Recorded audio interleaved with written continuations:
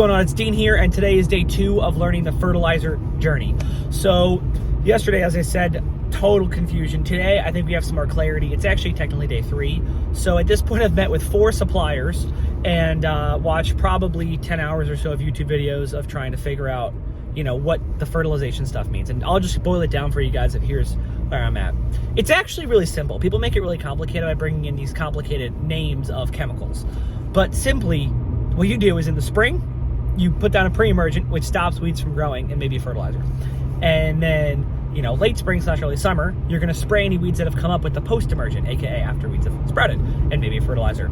And then after that, you're going to do some grub control, which will, you know, stop the little grubs, the little things that turn into beetles, from eating off the lawn later in the year. You do that, you know, summer-ish, early summer. And then after summer, you have the option to do some seeding, which is, you know, simple, overseeding, and then some aerating, and, you know, and then after that, we do some winter fertilizer. And, you know, when you're seeding, you can do starter fertilizer.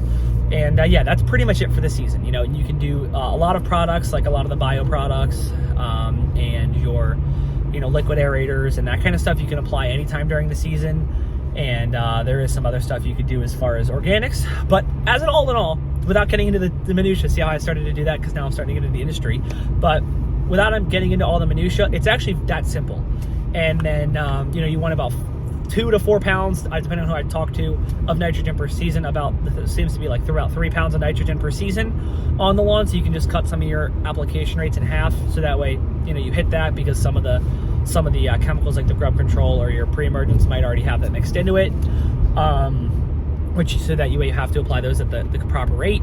And yeah, that's pretty much the gist of what I've gotten. Liquids are cheaper than granulars, but granulars are easier in a lot of cases, especially initially for us. We can just spread the granulars out and just get them out, get them done without worrying about getting a spray rig set up. Just with a nice Let's Go spreader, which is like the spreader brand that's recommended, Let's Go. And yeah, that's pretty much the gist of what I've come to so far.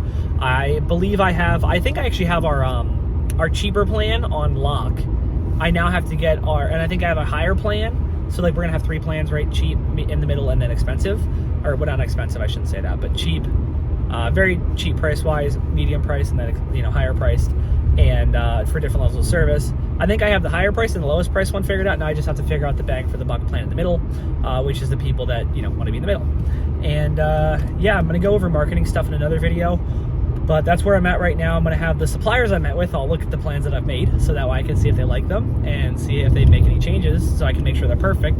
And that way, cumulatively, even though I have 0 years of experience in fertilizer, I shouldn't say that, I do have basic, like I've heard some stuff, but effectively 0.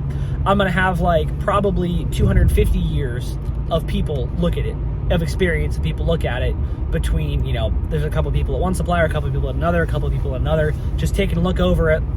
And yeah, people's lawns aren't that special, especially since we're doing soil testing. Oh, the last thing I forgot to mention for the lawns is calcium, or the, you know, lime, so to correct the soil pH. But since we're soil testing every lawn, we're going to be able to see exactly what that lawn needs. So it's like a cheat sheet to fertilizer, because you make the soil right and the lawn grows right. And since, you know, as you learn about crop rotating in school, since we're not doing that on lawns, it's very easy for the lawns to have unhealthy soil.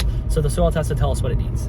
And yeah, that's pretty much what I've got for you guys today. Feel free to comment any other tips, tricks, or suggestions down below. Or if I totally got everything I just said wrong, let me know. Thank you so much, and I'll see you in the next one. Peace.